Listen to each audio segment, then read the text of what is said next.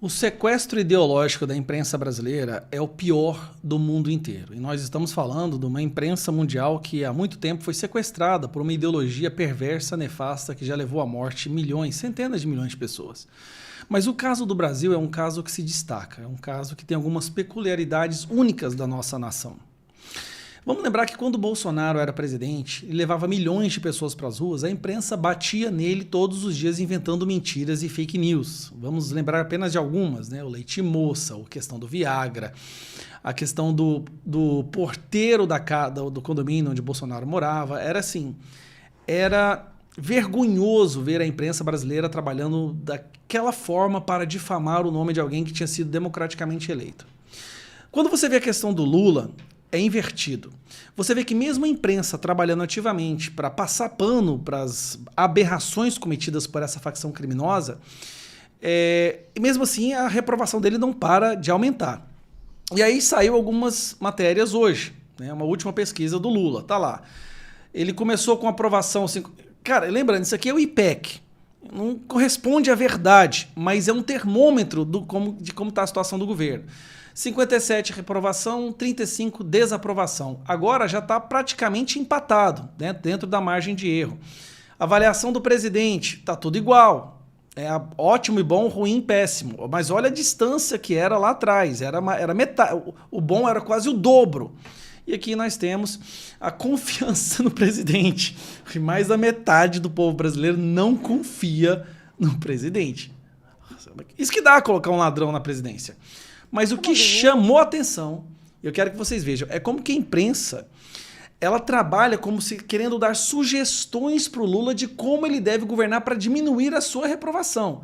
No Bolsonaro, era criação de narrativas para aumentar a reprovação. No Lula, é uma tentativa de ajudá-lo a diminuir, né, com críticas muito ponderadas. Dá uma olhada. O principal do governo Lula, vamos colocar assim, é a vida real do brasileiro. O que a gente falava aqui, a barraca da feira. É ele sair da Amorinlândia, o mundo do Amorim. E outro, eu estava conversando com um assessor o mundo lá dele, do Itamaraty. Sai da Amorinlândia. que estava me dizendo que existe uma percepção, e a gente falava isso muito aqui sem pesquisa, que o Lula olha muito para fora e está olhando um pouco para dentro. Então tem que viajar ao Brasil, tem que ouvir. O Lula sempre foi...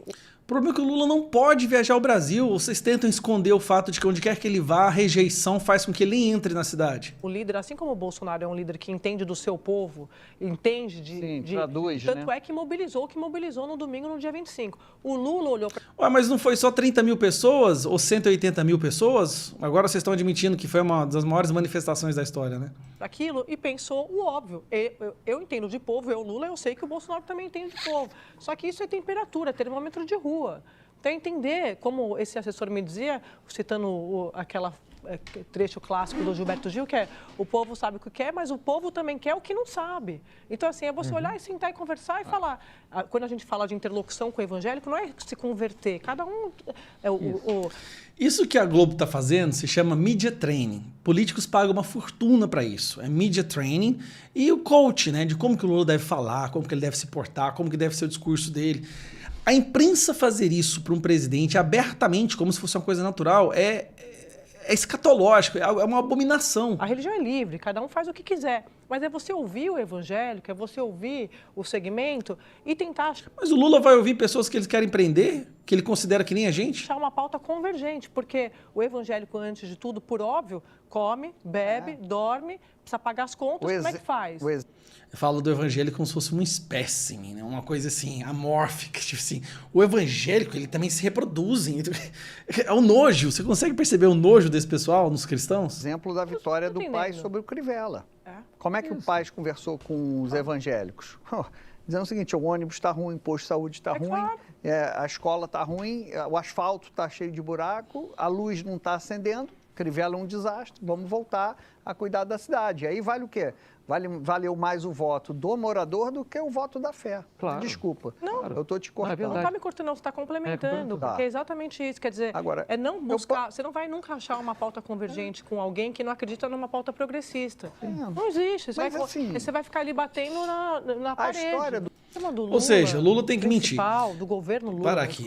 Basicamente, ela está falando assim, Lula tem que mentir para poder enganar os evangélicos, para poder enganar os cristãos, para enganar as pessoas que são contra a criminalidade, para as pessoas que não cometem crimes, ele vai ter que mentir. Isso é media training que a imprensa está fazendo. Lula, muda seu discurso aí, cara, porque a gente trabalhou para te colocar aí e a gente está vendo você derretendo, irmão. Desse jeito a direita volta para o poder, então vamos trabalhar, vamos enganar os evangélicos, vamos enganar... Assim... É tão escancarado essa militância que existe no jornalismo brasileiro hoje que eles não pensam mais em esconder. Tipo assim, é o novo normal. Né? É o novo normal. Eles vão trabalhar assim para os seus criminosos de estimação, seus chefes de facção favoritos. E dane-se o jornalismo, dane-se a neutralidade, dane-se a fidelidade aos fatos. O importante é que o Lula minta e mude seu discurso. Mas só que o Lula não tá nem aí. A impressão que a gente tem é que o Lula não tá nem pra urna mais. Tipo assim, é como se ele soubesse que vai ficar, então ele não precisa de opinião pública. Ele não precisa de nada, ele vai fazer o que ele quiser. E aí, nessa dele fazer o que ele quiser e ser o Lula de verdade, o resultado que nós temos é esse aqui, ó. Mais da metade do povo brasileiro não confia no Lula. Não, gente, não confiar no presidente eleito é um dos piores cenários que existe. O povo não confia nele. Por quê? Porque ele mentiu, admite que mentiu, se posiciona a favor de terrorista, de narcotraficante condenado nos Estados Unidos, de todos os ditadores do mundo, de invasor da Ucrânia. Ele se aliou a tudo que não presta. MST recebendo informação do Comando Vermelho. Do Comando Vermelho. Tem que rir. O negócio é tão trágico que só rindo mesmo. Eu vou ficando por aqui. Um abraço.